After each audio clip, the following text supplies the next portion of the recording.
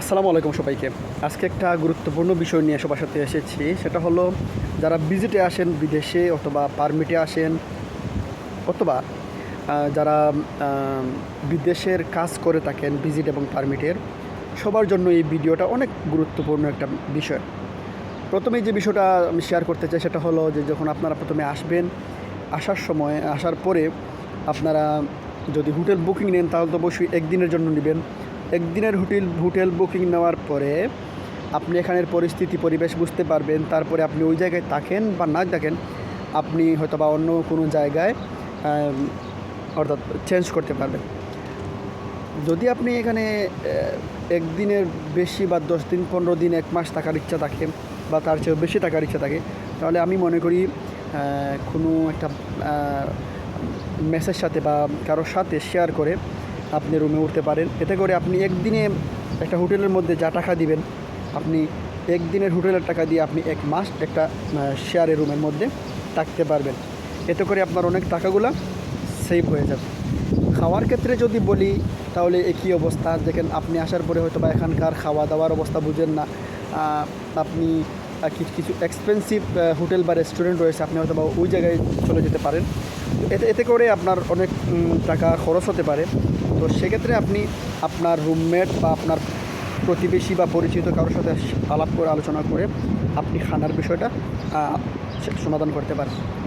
এমনকি আপনি যদি চান যে রুমে থাকবেন শেয়ারে, সেই রুমের সাথেও আপনি খাবার দাবার ভাগাভাগি করতে পারেন।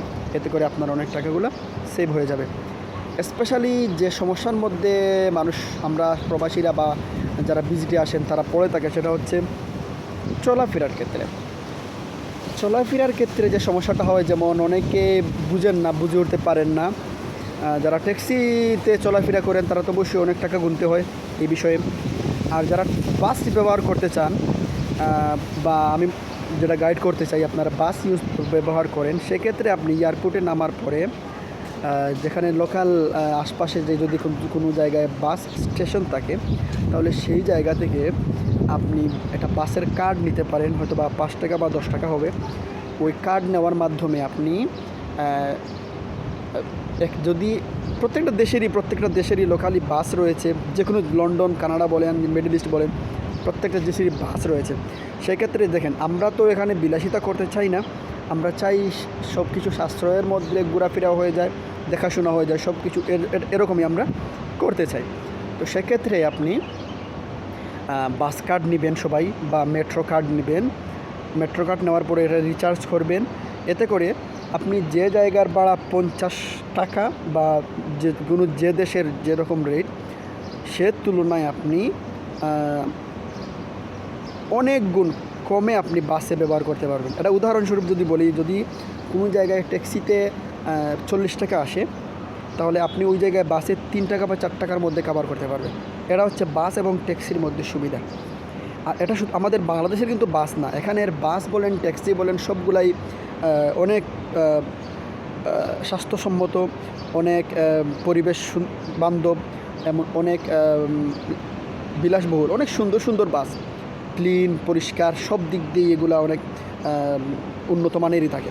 আমাদের দেশের যে বাসের গুণগত মান, তার থেকে হাজার গুণ ভালো গুণগত মান থাকে। নর্মালি যে বাসগুলো এয়ারপোর্ট ব্যবহার করে থাকে, সেগুলাই নর্মালি বিভিন্ন উন্নত দেশের লোকাল বাস হিসেবে ব্যবহার করে থাকেন। তো সেক্ষেত্রে আপনারা যদি বাস কার্ড বা মেট্রো কার্ড নিতে পারেন, সেক্ষেত্রে আপনাদের অনেক টাকাগুলো সেভ হবে। আমার অভিজ্ঞতা থেকে বলতে চাই এরকম, যে আমি নিজেও অনেক সময় এটা দেখেছি। অনেক বিদেশিরা আসেন ঘুরতে, আসার পরে বাস কার্ড নেন না, অনেক সময় বাসে উঠে যান। বাসে ওঠার পরে তারা মনে করেন যে এটা দেশের বাস, হয়তো বা তাদের এরকম মনে করে উঠে যান যে টাকা দিতে পারবেন। কিন্তু এই দেশে কিন্তু ক্যাশ কেউই টাকা নেয় না, সবগুলোই আপনার কার্ডের ব্যবহার করতে হয় ওই জায়গায়। তো কার্ড ব্যবহার করতে গেলে আপনাকে কার্ড নিতে হবে, কার্ড নিয়ে কার্ড প্রেস করতে হবে। না হলে যদি কোনো জায়গায় আপনাকে পুলিশ পাকড়াও করে, তাহলে সেক্ষেত্রে স্পেশালি যারা ভিজিটে রয়েছেন তাদের অনেক বড় সমস্যা হতে পারে। পাশাপাশি যদি আপনার ভিজিটে বা আপনার ডকুমেন্টারির মধ্যে কোনো প্রবলেম থেকে থাকে, তাহলে এটাও আপনার ইস্যু করবে। ঠিক আছে? তো এর জন্য আপনাদের বলে থাকি এটাই, আপনারা সবাই কার্ড ব্যবহার করবেন। আসার পরে আপনার পরিচিত কেউ থাকলে তাকে বলবেন যে আপনারা আমার জন্য একটা কার্ড ব্যবহার করেন বা কার্ড নিয়ে থাকেন। আপনি চাইলেই এয়ারপোর্টে নামার পরেই আপনি কিন্তু কার্ড নিতে পারেন, মেট্রো কার্ড বলেন আর বাসের কার্ড বলেন। তো সেক্ষেত্রে আপনার অনেক অনেক টাকা সেভ হয়ে যাবে। ঠিক আছে, এটা হলো একটা বিষয়। কারণ ট্রাভেলিংয়ের জন্য আপনার সবচেয়ে সাশ্রয়ী বিষয় হচ্ছে বাস এবং মেট্রো। এতে করে আপনি বেশি বেশি জায়গাগুলো দেখতে পারবেন, মিশতে পারবেন, আর সব জিনিসগুলো উপভোগ করতে পারবেন। আপনি যদি ট্যাক্সি ইউজ করেন, সে চাইবে আপনাকে যত দ্রুত সম্ভব তার গন্তব্যস্থলে পৌঁছানোর, এতে করে আপনি কিছু দেখতে পারবেন না। তো আমার এই ভিডিওর মূল বিষয়টা হচ্ছে, আমরা যারা প্রবাসে আসি, কোনো রকমের আমরা চাই না কোনো বিপদ আসুক আমাদের। আমরা চাই সবসময় আমরা নিরাপদে থাকি। আমরা চাই আমাদের যাত্রা, আমাদের চলাফেরা সবসময় নিরাপদ থাকুক, এটাই। তো এর জন্য এখানকার লোকাল যে সুবিধা রয়েছে সেগুলো ব্যবহার করুন আপনারা। প্রত্যেকটা ডিস্ট্রিক্ট ওয়াইজ আপনাদের কার্ডগুলো রয়েছে। প্রত্যেকটা কার্ড হয়তো বা কিছু টাকার মাধ্যমে আপনি কিনতে পারবেন। এমনকি যদি আপনি 1 মাসের জন্য আসেন, 1 মাসের জন্য আপনি কার্ড পাবেন একটা মূল্য দিয়ে। সারা মাস আপনি বাসে চলাফেরা করতে পারবেন, কোনো ফি কাটবে না, একবারই কেটে দিবে আপনার সম্পূর্ণ টাকাগুলো। প্রত্যেকটা কাজেই আপনাকে সচেতন হয়ে বের হতে হবে। আমরা হয়তো বা প্রথমে বুঝতে পারিনি, যার কারণে আমরা অনেক লস শিকার হয়েছি। হয়তো আমাদেরকে বলে নাই, গাইড দিয়ে নাই। আমি এটার মানে মুখোমুখি হয়েছি বা এটার অভিজ্ঞতা নিয়েছি, যার কারণে সবার সাথে শেয়ার করতেছি যে প্রত্যেকেই আপনারা চেষ্টা করবেন আসার সময়ে বাস কার্ড নেবেন। আপনি কোনো কিছু কিনতে হলে যাচাই বাছাই করবেন, হুট করে কোনো জিনিস কিনবেন না। আপনি যাচাই বাছাই করবেন, সময় নেবেন, স্টে করবেন, পরামর্শ করার মাধ্যমে আপনি আপনার পথযাত্রা অগ্রসর হবেন। তাহলে আপনি প্রত্যেকটা কাজে যেভাবে সুবিধা পাবেন, ঠিক তেমনই সাশ্রয়ী হবেন। এতে করে আপনার দেখাও সব হয়ে যাবে, আপনার টাকা পয়সা আরও সেভ হয়ে যাবে। কারণ টাকা পয়সাই হচ্ছে চলার ক্ষেত্রে সবচেয়ে বড় ভূমিকা। টাকাই আপনার চলার সবচেয়ে বড় ভূমিকা, যার কারণে টাকাটা সেই বলে আপনার জন্য। ঠিক আছে, এই জিনিসগুলো মাথায় রাখবেন। পাশাপাশি আপনার যদি জানার কিছু থাকে অবশ্যই আমাকে ইনবক্স করবেন। আমার অভিজ্ঞতা থেকে যতটুকু সম্ভব অবশ্যই আপনাকে গাইড করার চেষ্টা করব। পাশাপাশি যারা তো ভালো গাইড করে থাকেন, ট্রাভেল যারা করে থাকেন, তাদের সাথে শেয়ার করতে পারেন, তারাও আপনাদেরকে জানাবার চেষ্টা করবেন। আমি আমার পক্ষ থেকে যতটুকু সম্ভব জানানোর চেষ্টা করলাম, এটাই। প্রত্যেকটা কাজ আপনাকে বুঝে শুনে, এটা দেশের মতো চলাফেরা করলে হবে না। এখানে প্রত্যেকটা কাজ আপনার চলাফেরা, আপনার কাজের উপর নির্ভর করবে আপনার আগামীর দিন। ঠিক আছে, কারণ বাইরের দেশে আপনাকে প্রতিনিয়তই ফলো করা হয়, প্রতিনিয়তই আপনাকে ফলো আপ করে, যার কারণে প্রত্যেকটা সময় আপনি চেষ্টা করবেন কি এখানকার রুলস, এখানকার নিয়মকানুন মেনে চলা, যাতে করে আপনি সব দিক দিয়েই সুবিধা পাবেন, আপনার কোনো রকমের কোনো হয়রানি হবে না। অনেকেই অনেক রকমের মন্তব্য করে থাকেন, ওই দেশ ভালো নাই, ওই দেশ ভালো নেই। না, আগে আমাকে নিজেকে ওই জায়গায় তৈরি করতে হবে, তারপরে অন্যকে দোষাতে হবে। আপনি নিজেকে তৈরি না করে অন্যকে দোষারোপ করা কোনোভাবেই এটা ঠিক নয়। আপনি বিদেশে আসবেন,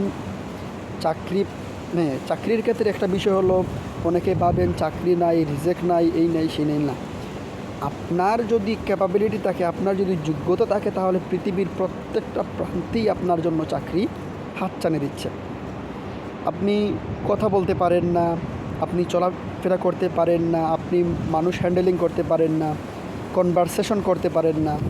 সো এগুলো অনেক বড় সমস্যা।